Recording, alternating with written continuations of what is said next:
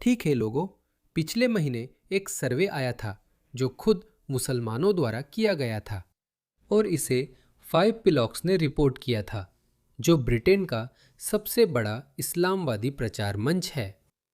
सर्वे में बताया गया कि करीब आधे ब्रिटिश मुसलमान बढ़ते राजनीतिक तनाव में खुद को यूके का हिस्सा नहीं मानते। नई स्टडी में ये सामने आया है। तब से एक और सर्वे भी कुछ मुसलमानों द्वारा किया गया है। उस संगठन का नाम मुस्लिम सेंसस है। उनके अनुसार हर 3 में एक ब्रिटिश मुसलमान यूके छोड़ने की सोच रहा है। तो वे खुश नहीं हैं। उन्हें लगता है कि उनका स्वागत नहीं होता, जबकि उन्हें सब कुछ मिला है और वे सार्वजनिक रूप से प्रार्थना कर सकते हैं। वे अजान के नाम पर ऊंची चीख पुकार कर सकते हैं। ब्रिटिश संसद में उनकी भागीदारी लगातार बढ़ रही है। टीवी पर भी उनकी मौजूदगी बढ़ रही है।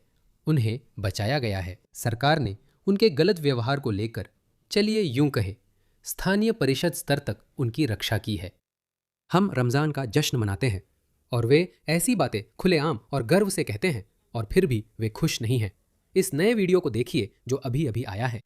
हम नहीं कहते कि इस्लाम यहाँ हमेशा रहेगा या सभी धर्मों के साथ मिलकर रह सकता है और हम सब दोस्त बन सकते हैं। ये धर्म प्रभुत्व जमाने मिटाने, हर दूसरे धर्म को समाप्त करने, लोगों को हर धर्म छोड़ने और इस्लाम को स्वीकार करने के लिए भेजा गया है। और अगर इसे हासिल करने के लिए लड़ाई की ज़रूरत है तो इसे हासिल करने के लिए लड़ाई की ज़रूरत है। क्योंकि जिहाद को वैध ठहराने का सबसे बड़ा उद्देश्य अल्लाह के शब्द को सबसे ऊंचा और काफिरों के शब्द को सबसे नीचा बनाना है, चाहे काफिरों को यह पसंद ना भी हो। लेकिन हमें इसे देखने में कोई शर्म नहीं है और हमें नहीं लगता कि इसे कहने में हमें शर्म आनी चाहिए। उन्हें इसमें कोई शर्म नहीं है। उन्हें इसे छुपाने की जरूरत भी नहीं लगती। वे इसे खुलकर कहते हैं। क्या आप ऐसी सोच की कल्पना कर सकते हैं? ये वही लोग हैं जिन्हें लाखों की संख्या में पश्चिमी देशों में लाया गया है, जिनकी ऐसी सोच है। वे इतनी बेहिचक हैं कि ये खुलकर कहते हैं कि हमारा मिशन है पश्चिम में कब्जा करना और इस्लाम को प्रमुख शासक संस्था के रूप में स्थापित करना। हमने आपको अमेरिका, ब्रिटेन, फ्रांस, जर्मनी या कहीं भी बता दिया है। अगर आप नहीं सुनेंगे तो आपके खिलाफ जिहाद करेंगे। और मुसलमान बार बार कहते रहते हैं, ओह, हमें यहां लगता है कि हमारा स्वागत नहीं है। अरे भाई, क्या आप इन लोगों को रोक सकते हैं? लेकिन वे रुके नहीं। ये कोई हाशिए का समूह नहीं है। मैं आपको ब्रिटेन के सबसे लोकप्रिय इस्लामिस्ट मोहम्मद हिजाब दिखाता हूं जी के। वो कम से कम पिछले 6 या 7 सालों से ये बातें लगातार कह रहे हैं। जरा सुनिए। कारण ये है कि आपको उनसे लड़ना है क्योंकि वे यहूदी और ईसाई हैं। आपको बस इतना ही। आपको उनसे सिर्फ इसलिए लड़ना है क्योंकि वे यहूदी और ईसाई हैं। बस इतना ही। न कि इसलिए कि आपने हमें परेशान किया है या हमारा उत्पीड़न किया है। नहीं नहीं, ऐसा कुछ भी नहीं। सिर्फ इसलिए कि आप यहूदी, ईसाई या हिंदू हैं, हमें आपसे लड़ना है। उन्होंने उसे नहीं जोड़ा। अपने चारों ओर के उन साम्राज्यों से लड़ो या उन हुकूमतों से लड़ो। मतलब सरकारें, यानी ब्रिटिश सरकार या अमेरिकी सरकार, आपको उनसे लड़ना है। जो यहूदी या ईसाई हैं, जब तक वे जिज़िया नहीं देते। और फिर इसका तरीका हदीस में बताया गया है। उन्हें 3 विकल्प दिए जाते हैं, या तो आप जिज्जा दो, या आप ये करो, या आप वो करो। ये करो या वो करो का मतलब है कि पहला विकल्प है इस्लाम कबूल करना। अगर आप मना करेंगे तो जिज़्या देना होगा और दूसरे या तीसरे दर्जे के नागरिक की तरह रहना पड़ेगा। अगर ये भी ना करे तो तीसरा विकल्प मौत है। ठीक है, तो कम से कम उनके पास 3 विकल्प है। फर्क सिर्फ इतना है कि यहूदी और ईसाइयों के पास ये 3 विकल्प होते हैं। हिंदुओं को तो वो भी नहीं मिलता। हिंदुओं के पास सिर्फ एक ही विकल्प होता है, या तो धर्म बदलो या मर जाओ। बस इतना ही। अगर आप धर्म नहीं बदलते तो मार देंगे। फिर भी कहते हैं। इस्लामोफोबिया क्यों? ये लोग हमसे नफरत क्यों करते हैं? हमसे नफरत मत करो। हमारा धर्म शांति का धर्म है। अरे यार, अरे यार, यहाँ तक कि नाजी भी समझते थे कि आज़ाद दुनिया और यहूदी उनसे नफरत क्यों करते हैं। वो सोचते थे, ये हमसे नफरत क्यों करते हैं। हाँ, हमें इसका कोई अफसोस नहीं है। जैसा कि आखिरी व्यक्ति ने कहा, हम इसे लेकर शर्माते नहीं हैं। सच है, आपके धर्म में विस्तारवादी तत्व होना चाहिए। इसलिए मुसलमानों और गैर मुसलमानों के बीच शांति की कोई गुंजाइश नहीं हो सकती। वह कह रहा है शांति विकल्प नहीं है। हमारे और काफिरों के बीच शांति की कोई कल्पना नहीं की जा सकती। हमें हमेशा विस्तार करने की सोच रखनी चाहिए और इस्लाम एक विस्तारवादी विचारधारा है। हम आपको बहुत समय से ये बता रहे हैं। पश्चिम के लोग पहले इसके बारे में जानते थे। चर्चिल ने इस्लाम के खिलाफ बहुत कुछ कहा है, लेकिन पिछले 40 या 50 सालों में ही पश्चिम ने अपनी राह खो दी है। पश्चिम ने इस्लाम को एक तरह का आध्यात्मिक धर्म मानना शुरू कर दिया, जबकि अपने पूरे 1400 साल के इतिहास में ये कभी भी ऐसा नहीं रहा। सिर्फ इसलिए कि आपको सड़क पर कोई हिंसक अब्दुल नहीं मिला, इसका मतलब यह नहीं कि उसकी विचारधारा हिंसक या आक्रामक नहीं है। इसका यह मतलब नहीं है। ये तो बस पूरी तरह से अज्ञानता है। इसे ध्यान से सुनिए। इस्लाम एक योद्धा धर्म है। खैर, बेझिझक वे इस पर गर्व करते हैं। इस्लाम एक योद्धा धर्म है, वे इस पर गर्व करते हैं। ये विस्तार के बारे में है, ये विजय के बारे में है और इसी तरह की बातें। जब मुसलमान जाते हैं और पड़ोसी देश पर विजय प्राप्त करते हैं तो हम क्या करते हैं? क्या हम उन्हें सबको मार देते हैं? नहीं। पैगंबर कहते हैं कि पहले लोगों को इस्लाम की ओर बुलाओ। अगर वे मना करें तो बताओ कि अल्लाह ने टैक्स देना जरूरी किया है। बदले में जब दुश्मन देश पर हमला करे तो आप नहीं लड़ते, हम मुसलमान आपकी रक्षा करते हैं। सुभान अल्लाह, इतनी रकम के लिए? हाँ, आप अपने घर और देश में आराम से सामान्य जीवन जीते हैं, लेकिन हुकूमत शरीयत की होती है। तो आप नाइट क्लब नहीं खोलते, आप जिना नहीं करते। अगर वे इनकार करते हैं तो हमें लड़ना पड़ेगा।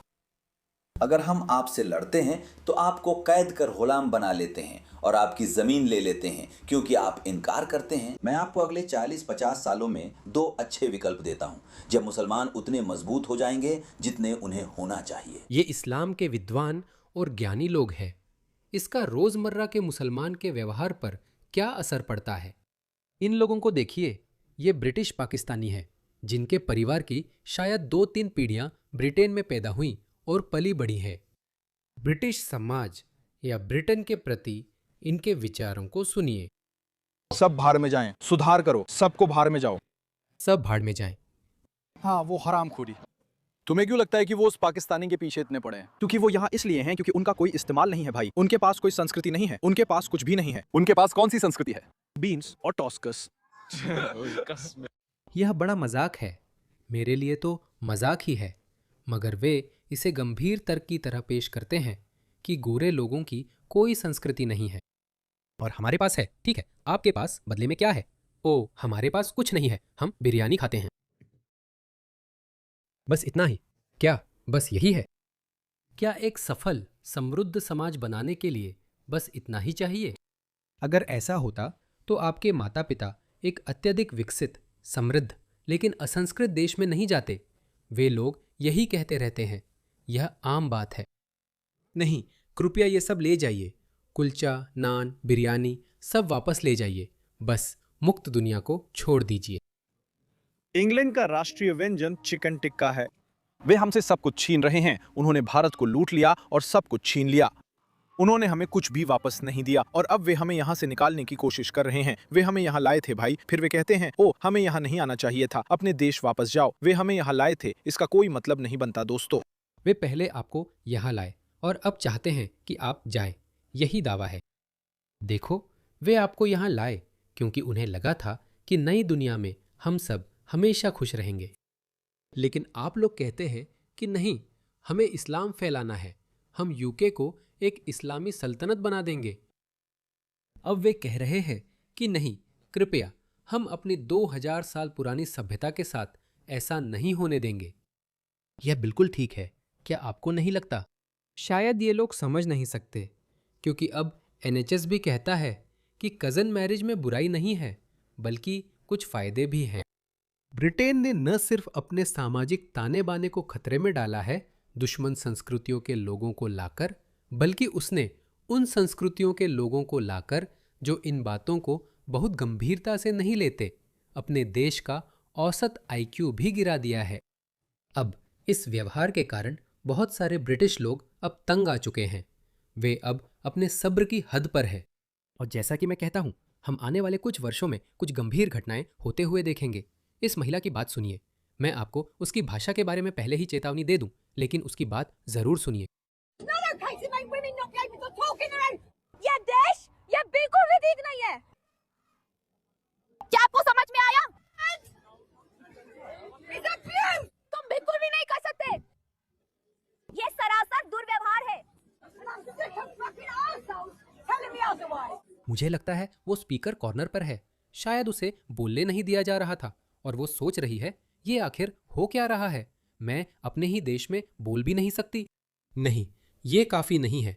मुझे लगता है कि अब माहौल और गर्म होने वाला है। चीजें अब दिलचस्प हो रही है और मैं वहां रहने का इंतजार नहीं कर सकता। लगता है ये हो रहा है। मैंने पहले भी कहा है दोस्तों, और बार बार कहूंगा, क्योंकि मैं कई निराशाजनक संदेश देखता हूं। आप हार नहीं सकते, ठीक है?